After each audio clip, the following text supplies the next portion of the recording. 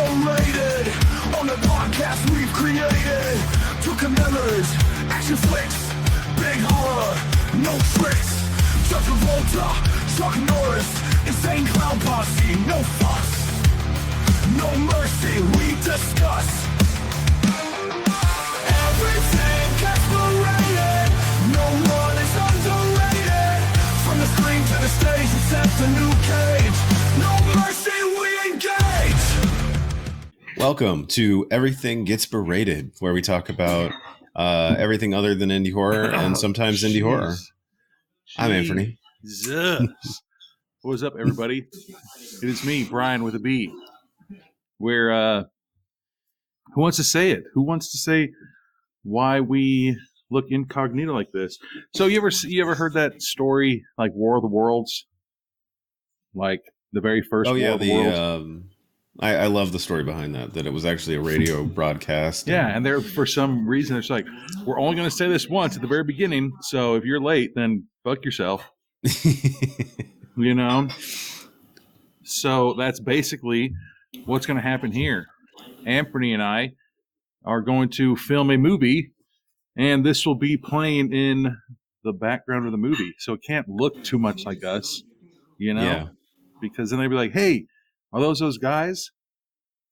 Or we're on the run, and we are in disguise so we don't get caught. We could write that into another movie. Who knows? But yeah, it's these two guys, like they're, what, Clark Kent.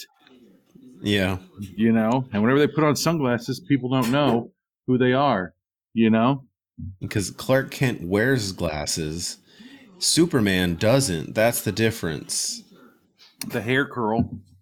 And the hair curl. Yeah. See, we're wearing bucket hats, windbreakers. Well, you are. You got a problem with windbreakers, bro? I don't. I have windbreakers. I don't wear windbreakers. Maybe that's what we're missing out on. Maybe. But all right. What are we EGBing up today? This is these are the wrong prescription. All right. Bite School 2, The Bite Squad, directed by James Balsamo, written by James Balsamo, Sophia, Cacciola, and Michael J. Epstein. All right. What's the gist? Also, basically, this is Tony Canoni, 10 years after Bite School, is fighting Robot Dracula, but he's trying to rid the world of vampires, so he's going after all of the heads of vampires groups across the world. And he's being filmed by a documentary crew. There you go. I put that the gist is that Robot Dracula is out to kill people, and Tony, for some reason, people don't like him, even though he saved the world like 10 years ago, right? I know, and he's going to go save the day. Yeah. That's what Tony's going to do. All right, like anybody should do. Go to save the day, bro. That's exactly what you got to do. All right. What are we doing?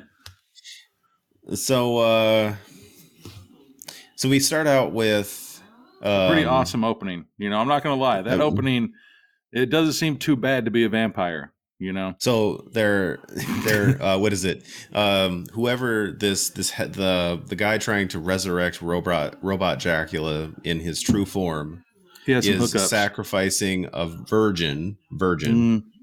She doesn't look like virgin. Yeah, she looks a little too eager. Our homeboy Nelson was there. Yeah, he was there. He told us about this scene. We saw Nelson in that one. But yeah, so it opens up, you know, with a I'd say pretty banging chick, man. You know? Yeah, like she's tied up, about to be sacrificed to Robot Dracula, so he can create his body, his robot body. Right? Like, how often do you think they do these? So I was like, can you just like contact me when you're gonna do like a sacrifice if they're banging like this, but like don't contact me. Like I don't want to hang out with you guys if you guys are gonna look like goth people. You know what I'm saying? Yeah, exactly. Like I like the sun, but I also like Easty Westies. So please hit me up when you're going to do a sacrifice and we can do this. You know? But And then, okay, like one of my favorite parts of this, because like at first we get like this little tie-in or whatever to the first one. George and Tony run into each other, and I'm assuming they're from the first movie because we haven't watched that one. oh yeah, it's been 10 years. But yeah, so that's George from the first movie. But when we see Robot Dracula, he decides to give this long monologue speech, and everybody instantly starts to get tired. That was pretty amazing. And then he did 6 talk about it, hours later, but how come Dracula looked like? Is it Krang? Who's the Ninja Turtles dude? Yeah, that's Krang. Like he's like the brain. Yeah, you know. So he looks like Krang, which is pretty amazing. Gotta love that. Yeah. No, which oh, by the way, Robot Dracula is played by, in this movie, Joe Castro. All right. I Yeah, just remember he done some special effects stuff, and you know, like he's done a lot of behind the scenes stuff as well. I remember that they go into that dude's house and the dude spits on his own floor.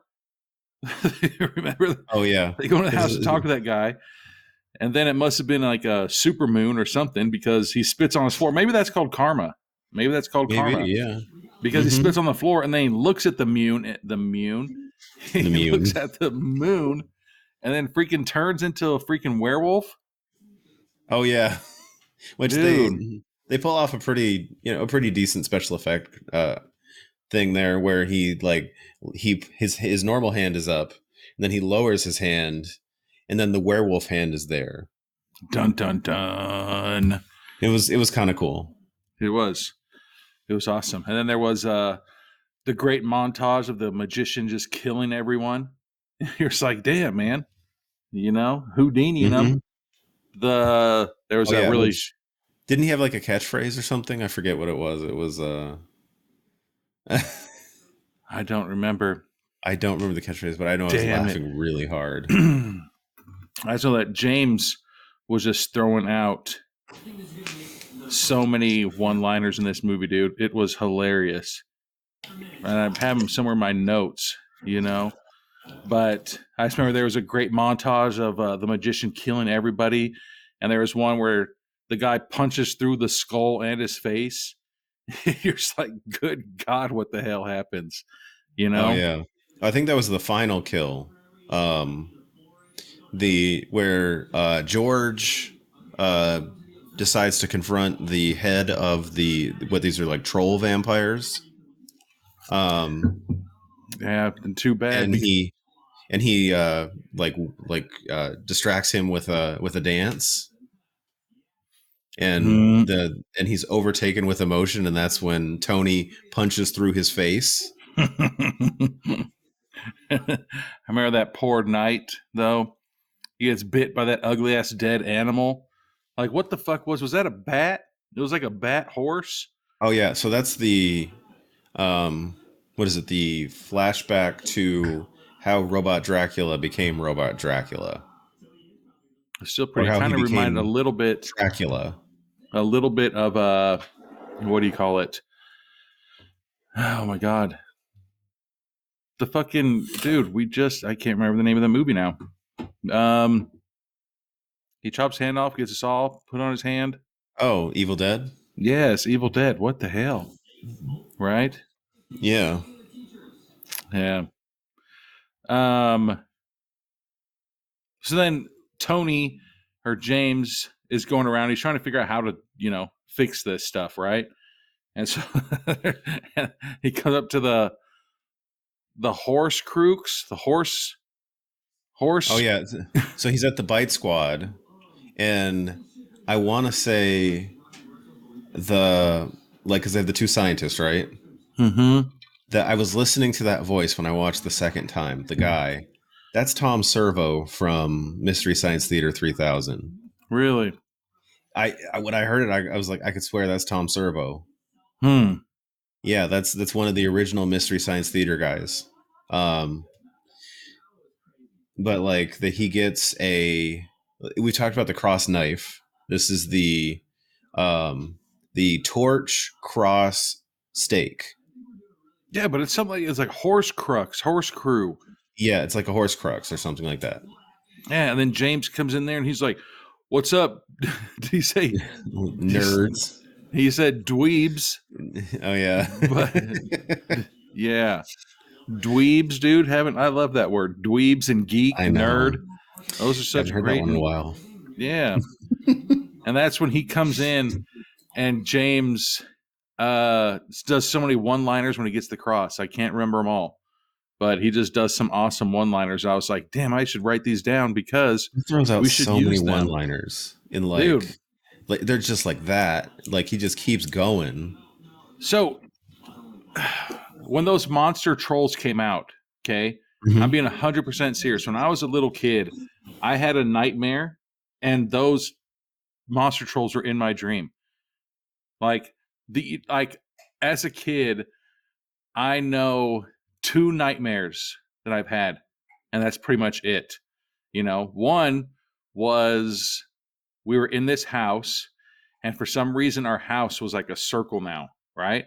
And it was raining in our house, and those monsters came out. They like had their head lowered, and they had their arms up like this, and they were running. Oh my god. They were just come like this, and I was like, "What the fuck? Like, I need to get away from these things." And they looked exactly like those troll vampires, dude. Damn. So I watched that and I was like, holy shit, like we're in a matrix, man. Like there's no way that these, you know what I'm saying? Those exact things were like in my kid dream, like my nightmare when I was a little kid, man. It was really fucked up. No, those were some creepy looking trolls, but I mean, like all the fight scenes are gory and they're also hilarious. Um, and now we're so Yeah. There was the only other dream that I can remember as a kid is like I had this nerd cousin and he flushed the apple core down the toilet and like flooded our toilet, And so yeah. this was where we had like the unfinished, like you had your basement and then you had like the crawl space. And so I was dreaming that I was in the crawl space, and for some reason our crawl space was like a fucking cave. Like how it like comes down to like a point. There was a point, and then it came up to a point, and there was a apple core in there, like stuck between those two. And this witch was on a broomstick, and she came up. She's like, "I didn't flush the apple core," and started punching me in the face with a boxing glove. Yeah, no idea why that was scary. But I remember I was taking a nap on my couch in the living room, and I tried to wake up, like, "Mom," but yeah, I don't know. I was probably like 6 or 7. Hmm. That is a very odd dream. Yeah, yeah. But there's But then we the get some poor. more kind of like scenes that relate to the original Bite Squad because then because Robert Muke shows up and Linnea Quigley as the witch shows up and then we get that still shot. Like this is a shot of the school from Bite School 1. If none of what's happened so far makes any sense, please go back and watch the original. Yeah, but it'll buff out, Yeah. because then Tony starts getting his head squished. Oh, by the big head troll guy. Yeah, and he Or, starts squishing his head, and he's like, "No!" And he starts losing his memories of all the banging chicks. of all naked lady thoughts. Yep. And then one of the naked lady thoughts was that girl showering, you know. Oh yeah. But then thankfully she had that weapon in the shower instead of a shower beer like I always have. And then she stabs the monster, and then she whispers. You hear the whispering of the monster, like, "Oh, that really hurt. I'm dying now." You're like, "What the hell? That's your last words." I just came to say hi and take a Right? look. He's like, "Oh, that really hurt. Oh, I'm dying." Yeah, and then she's like, "All right, thanks for nothing." And goes back to showering. She had shit to do that day, man. That's why she didn't have She did. shower beers. Exactly. She had shower weapons, right? And she's like, "We got to do protect this, yourself at all times. dude." makes me start questioning myself. Like, do you need to bring a shower weapon and a shower beer That's a just fair in thought. case? You know, you Mm-hmm. can't bring a glass bottle in there and use your bottle as a shower weapon because you don't want shards of glass in your, you Well, yeah, know? because what if the shards fall into the shower and then you're barefoot in the shower? Yeah. See? And you don't want to be lifting your feet with the water underneath you because you might slip. Dude. So no glass shower beers. Follow us for more reasons, for more advice. For more drinking tips. Right? If you gotta get it done, you know, like it's those people like, you ever brush your teeth in the shower? Don't say yes. Once or twice, yes. No, When I was don't. in a rush, yeah. No. You always have time to brush your teeth. It's 3 minutes. 3 minutes to brush your What teeth. if you woke up late? Then you still have 3 minutes that you can spare. It's 3 minutes. Oh, If so 3 you're minutes from is the like you're always if you're late, then like if you're late, then you're late club. It doesn't matter how late you are at that point. no, if you're on time, then you're late. So always give yourself Fair. enough time. It's 3 minutes. 3 minutes for good teeth and good height. Like, dude, you know how I embarrassing it agree. was? Like, I told my wife, like, I was like, dude, like, first off, everybody's trying to tell me, like, dude, it's okay. You shouldn't even have your wisdom teeth in the first place. You know, but like when my wisdom tooth like broke or chipped or something, and it's because like my cheek muscle and my whatever are covering the back half of the tooth, and the dentist Yeah. is like, well, you can't get to it anyways. And I was like, you know how embarrassing that is? That, and he's like, bro, he's like, it's not embarrassing. I was like, should we just rip them out? He's like, no, do not rip out your wisdom teeth. If you don't need to take your wisdom teeth out, don't take them out. And I was like, I'm isn't this starting to just see proof? I was like, is this proof that it should be taken out? And he's like, no. But it was freaking, apparently there's 3 things in my life that embarrass me. And wisdom teeth is one. The Cue the third. violins. The third and the last thing that embarrasses lost. me. My wisdom teeth. I lost a piece of it, but I now lost it's a back. piece. It's stronger than ever. I'm never brushing my wisdom teeth again. 3/4 has become a whole. Right? I once was empty, you know? And then like, oh dude, it was so embarrassing. Like I had to like go in there and like I like hung my head in shame. Like I was taking like the whore walk and like I came home, I did like a whore shower where I just laid on the ground in the fetal position. I was like, oh my God, I had a chipped tooth. Dude, one of the worst days of my life. But then, so we kind of now we get into the documentary portion of this movie, which I know you haven't seen the Once and Future Smash, but if I you thought we watch watched that that, together. we need to watch that. I thought that we did. We haven't. No, Oh, I think you were gonna watch it, but you never. You didn't talk to Sophia, so. But like, because Sophia Cacciola and Michael J. Epstein are in this, and they did those movies, End Zone 2 and Once and Future Smash, with the Greasy Strangler himself. good old Greasy Strangler. I know, and he's really good in that too. Like, I haven't seen a bad thing that he's in, but they do this this thing because Sophia had talked about it where she didn't want to be in the documentary, but she had to do a thing in the documentary to bridge what they were going into because of COVID. So it became a part of the movie. So she kind of does that thing in this movie as well, where she's the film student who is doing these interviews with the Bite Squad and with Reynolds, not Renfield, Reynolds, which Michael J. Epstein plays like 4 roles in this movie, and he's hilarious. Was pretty hilarious. But did you notice that when Tony was talking to Barbecue Billy, that he still had his tag on his shirt, like he was going to return it the next day? Oh yeah, He did. And then Barbecue Billy just tells him that he needs to continue killing those vampires, man. That's and the he only tells advice. him how to kill, or the ones he needs to kill. He's got to kill. I forgot his name. There's one that starts with an M from Mexico. Then he's got to kill Krampus Krampus. from Germany. He's a crampire. Mm-hmm. And then he's I got don't to know how kill. you would beat that guy. I know. He wants you to shit on his chest. So fucked. Then he's got to kill Mimula, my favorite. Mimula. Mimula was easily my favorite because The French one. I was so unprepared for that. And then every time he hits him, it's like a funny sound. It was perfect. It was like it meets the assignment. It's perfect. It's wonderful. And then he's got to come back and kill Robot Dracula, and this will rid the world of vampires. Yep. I like how nobody liked Tony for some reason, and everybody just kept kicking his ass and kicked him in the dick. Oh yeah, which I think we get our first Tom Devlin sighting. Yep. Tom Devlin gets murdered real fast and then punched in his stomach. Like, do you know by who though? No. That was Richard Brake.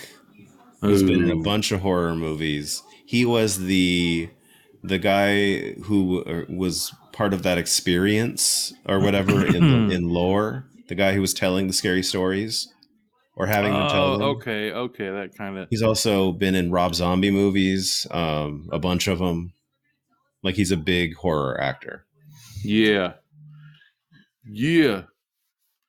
And then I remember there's a long advertisement to join the Bite Squad. Yeah, right? This is when we get the talking head interviews about why people are in the Bite Squad right before they die in the Bite Squad. Yeah, but I remember a lot of these. The gore from the Bite Squad being murdered. It was just awesome. Oh, it was. Right? They're solid kills. And then it was hilarious, man. Which one of my favorites of the talking heads from the Bite Squad is Sword. He doesn't have a name. His name is Sword. Was that rat guy who kept referencing round and round? Round and round. And I was like, what is the fucking song? Sword was a guy who said he was only, or he only went by the name Sword.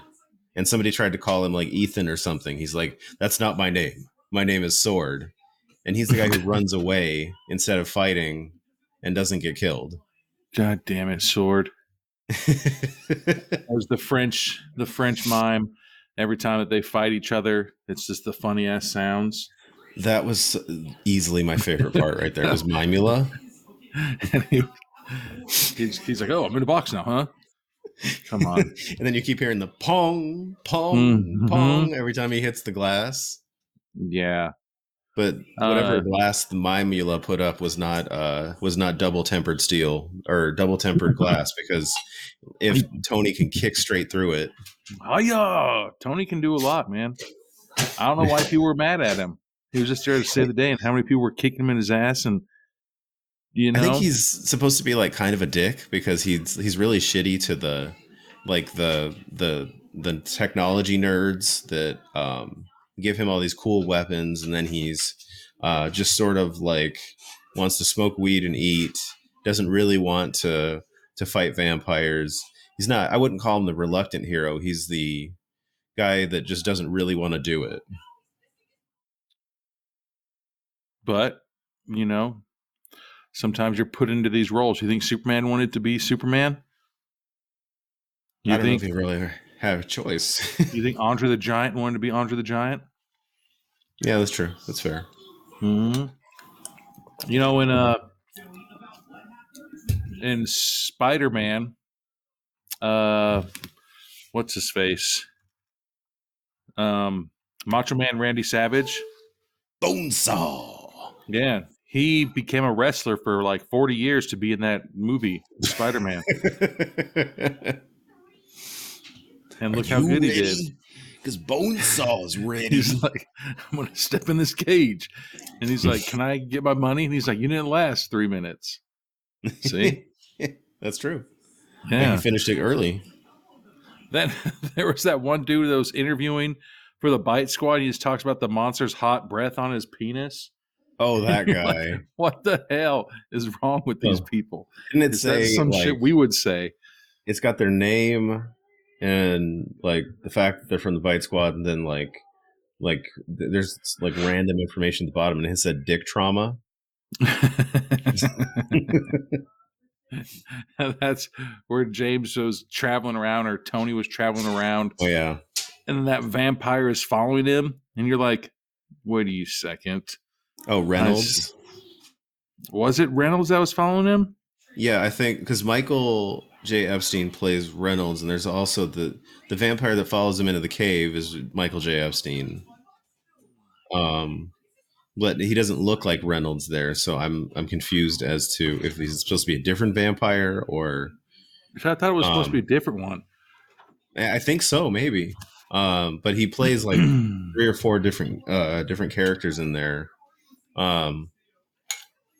But this is when James whips into submission a giant bat.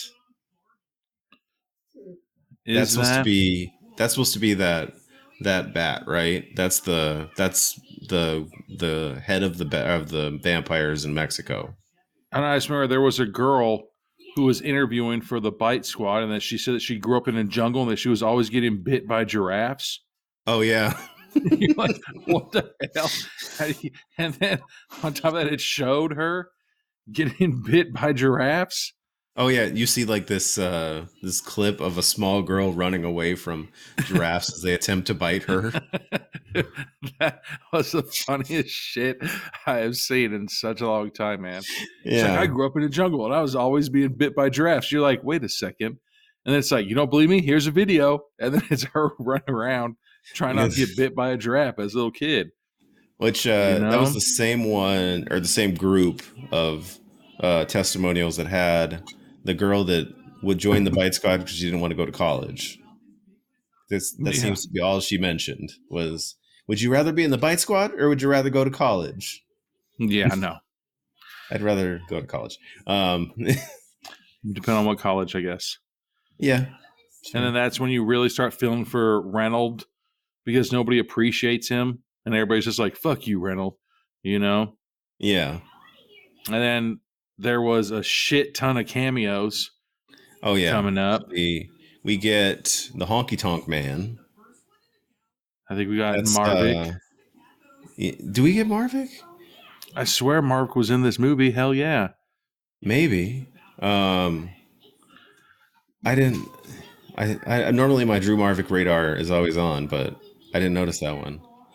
I swear he was. We get Arn Anderson from the Four Horsemen because Tony does that whole bit with him where he asks him what you have to do. He's like, you have to hit him 4 times, and he keeps doing the 4 because this is the Four Horsemen symbol. That makes sense. He was the enforcer in the Four Horsemen. All right, that makes sense now, because I was always like, what? Who is this guy? You know? Father Blood. That's Arn Anderson. Then there was that long ass montage of everybody that was signed up for the Bite Squad and what they can do. Like, everybody's going into like the goddamn woods and everything. You're just like, are you guys already in the group, or is this like you're trying to sign up video? Like, hi, my name is Brian with a B. I'd like to join Road Rules Road Rule Challenge because look what I can do, and start moving. You know, like, it's like these people. They're just like, hi, I'd like to join the Bite Squad because of this, and they're just like, all right, let's go kill a couple of people. They're just like, hey, you can't do that yet. Like, I can't be like, hey, I'd like to join the FBI because watch this. And I was like, boom, boom, boom, kick open people's doors. Get down. It's a motherfucking FBI. Be like, no, Brian, what you just did is called breaking and entering, and you're going to go to jail for it. Yeah. Like, well, maybe this is like an initiation. Like you go, you beat up or you kill a couple vampires, you get into the Bite Squad. But, you know, maybe, you know. Then I have a note. The soundtrack is amazing. Oh yeah, no, there's some awesome songs, especially when Tony goes to whip into submission that giant vampire bat. Like, that music was really cool. It is. It gets you really turned, ready to do something. I don't know if you caught that reference, but when he says he's going to ride the bat, he gets on the bat. They play music that sounds a lot like the Neverending Story. Mm-hmm. That's why I And think. when That's he, why I was like, dude, this is a great soundtrack. And he's just going around, and that's why I was like, the graphics on there were super cool, you know. oh But yeah, yes, Never Ending Story, clearly a tribute to that movie, it you was know. really. I love. This is the thing is, there are times to be subtle and there are times to be obvious. This was the time to be obvious, and The it just seems like fact James gets that. that he tamed a wild giant vampire bat and been like, all That is right, now like his let's do ride. this. Exactly. You know. But let's see. And then Reynolds died, right? Well, yeah, his death is actually one of my favorites. That's towards the end. It was pretty sad. I mean, you know, because I just remember that Tony pisses on Reynolds, right? Yeah, Tony pisses on Reynolds. Well, not Reynolds at that point. I think he was Robocock. What? Man, poor Reynolds. Yeah, because he gets turned into like a nipple pinching, clamp handed buzzsaw penis guy. Oh, yep. And then deuces. Yeah, but that's further along. And we're rolling up on it after he had the No, great. we didn't even talk about Krampus.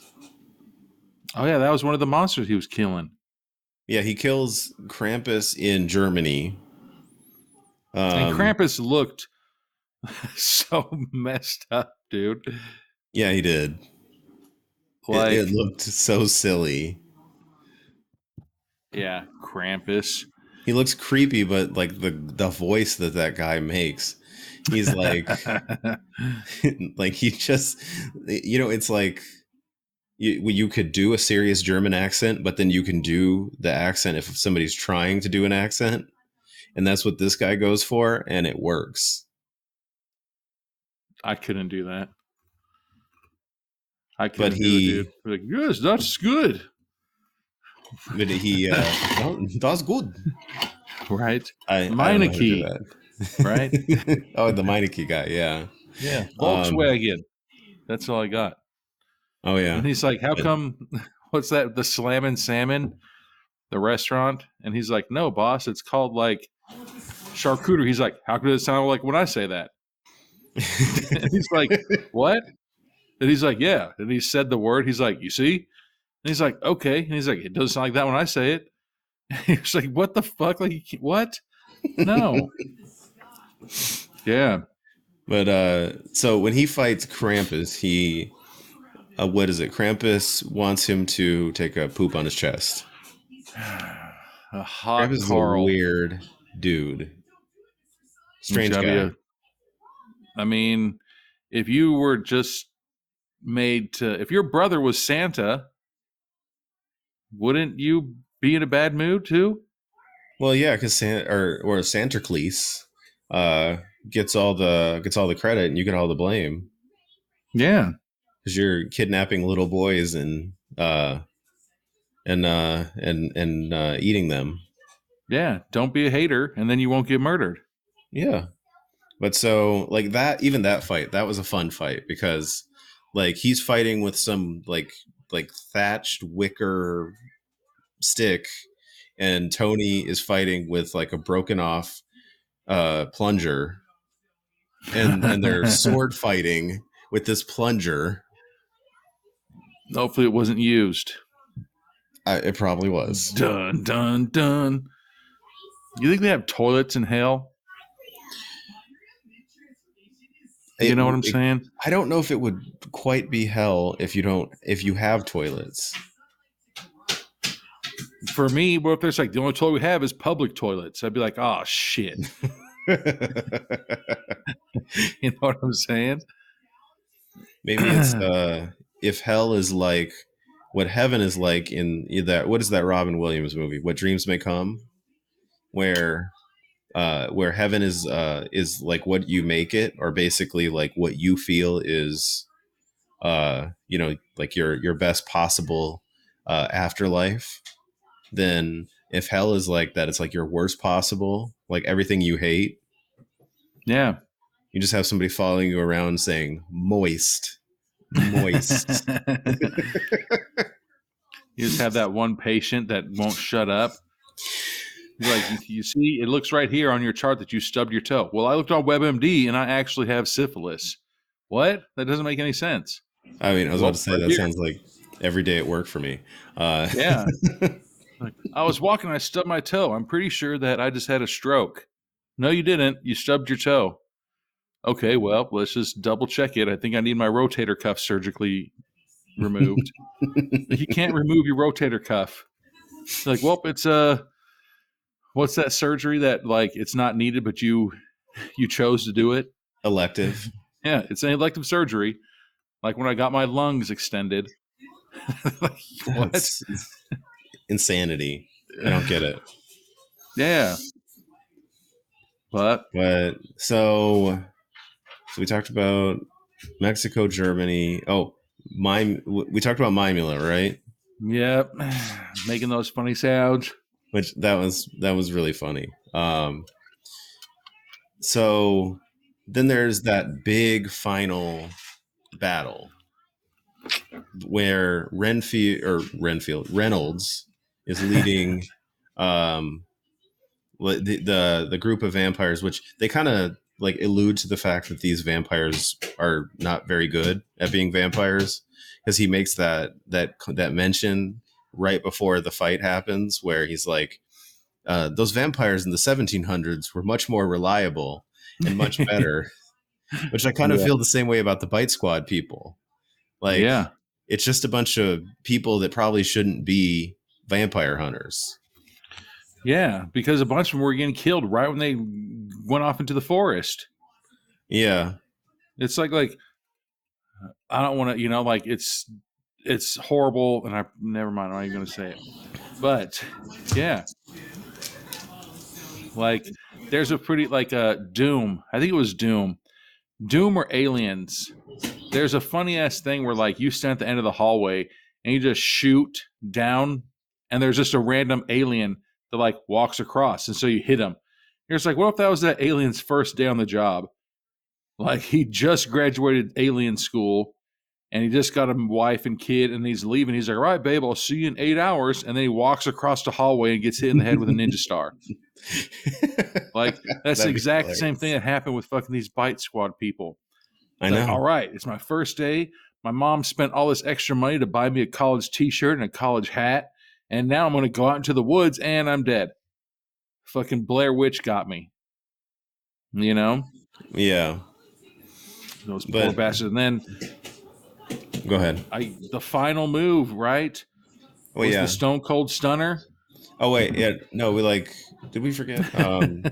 Oh, yeah. Because he pees on Reynolds, and Reynolds like almost dies. He kind of dies. And then Reynolds comes back as RoboCop, and then he does the stoner stunner. The stoner stunner.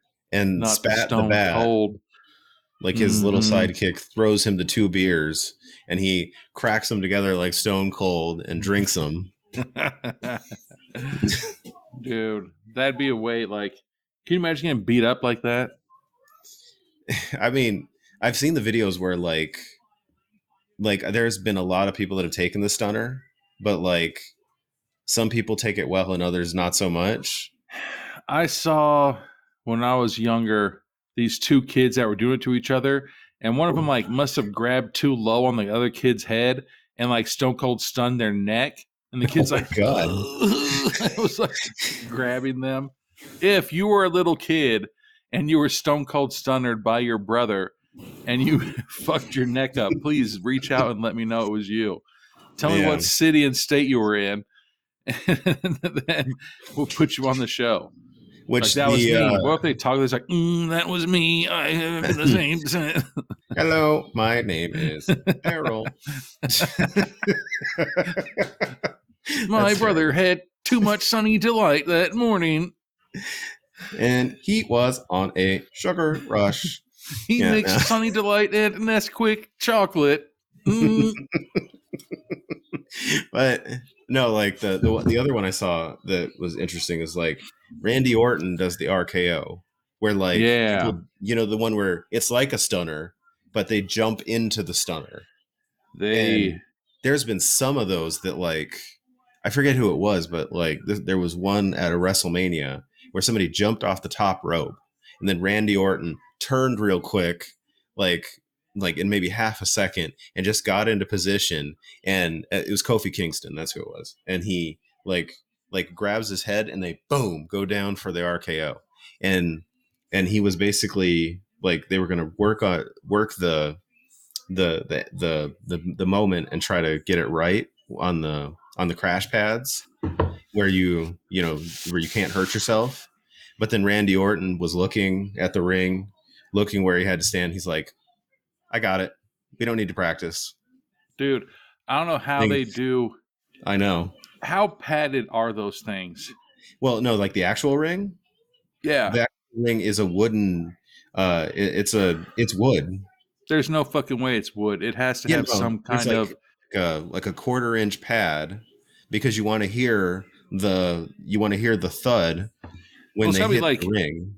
Like wrestling pad or something, It's like a 1/4 inch wrestling pad. It's very thin. But like wrestling pad isn't like, you know what I'm saying? Like, it's not like soft, like, Yeah. it's like 2 inches thick, but it's like compressed cotton.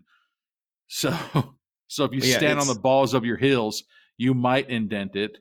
You know what I'm saying? But my thing is that even like if I were to give you a Stone Cold Stunner on my couch, like if I took all my couch cushions off and put it on the ground, and I was like, "Ha-ya!" I would hurt my tailbone just as much as you would hurt your fucking face. No, what they say is like guys that do top rope moves, the person they're jumping onto takes the impact more than them. Like that person becomes their cushion. Yeah. And but as far as ring stuff, what was it in TNA? They had a 6-sided ring, and the 6-sided ring required more of these long slats. So everybody complained because everybody's getting injured because there's so much wood in that ring to put it together. I know that the very, very, very first day of judo, they are like, you're learning how to get thrown, and they throw you and you're just like, hey, guess what?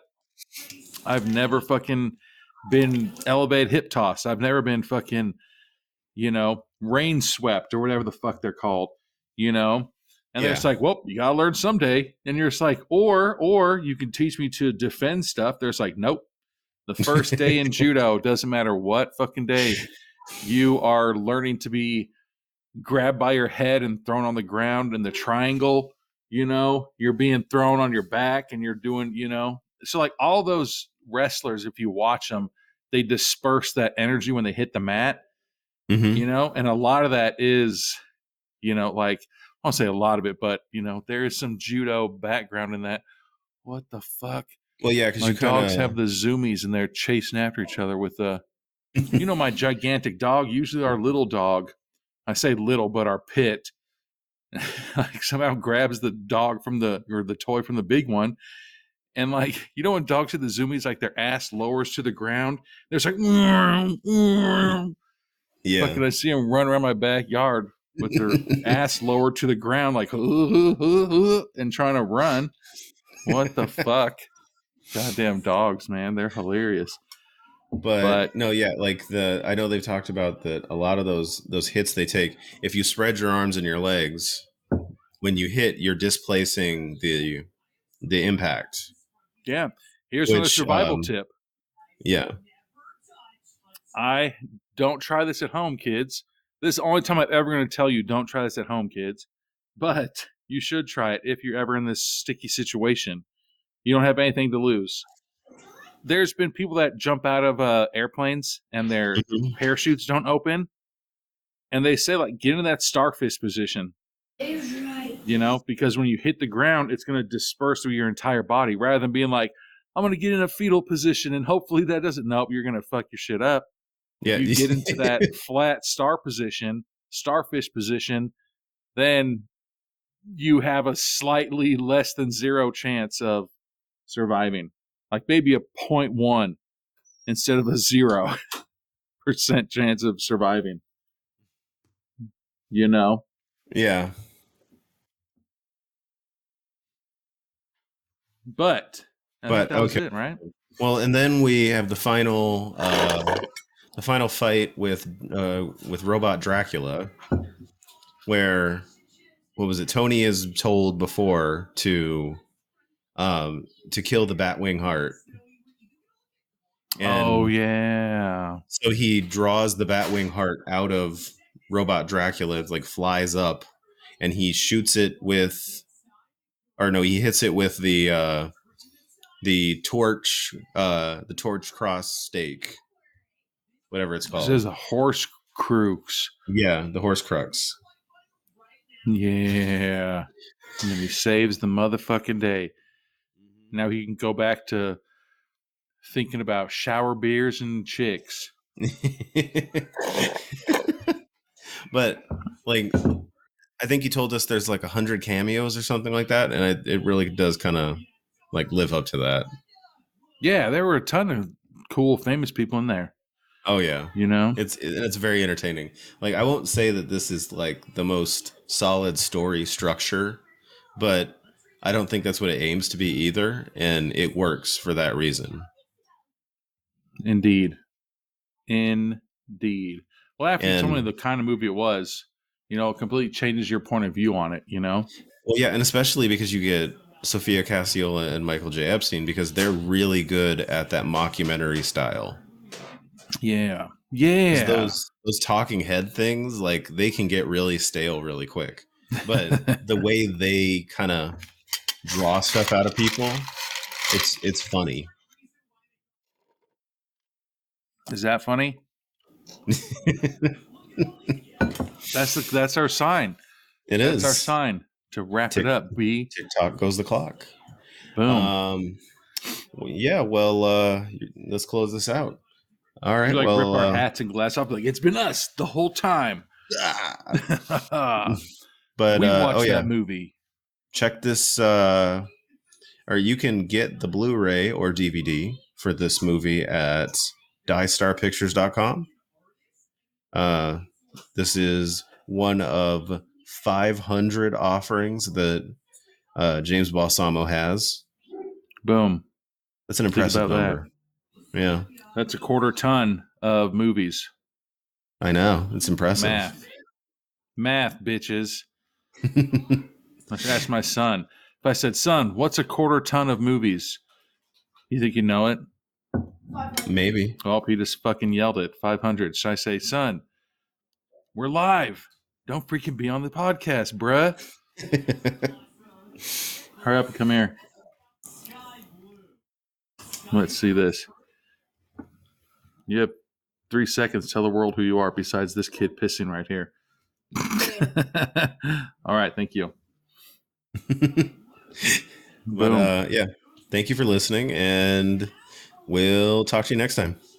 Hova.